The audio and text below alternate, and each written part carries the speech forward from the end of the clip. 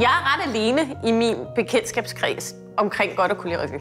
Og derfor er det også ret svært for mig at få nogen med, når jeg gerne vil ind og se en revy. Problemet for revyen er, at du skal faktisk ind og sidde og opleve den, før du helt er med på, hvad det går ud på. Men jeg vil sige, når det så lykkes bare at få nogen med, så er folk altid meget begejstrede bagefter og overraskede og indimellem så lidt chokeret, altså over, hvor skarpt det kan være.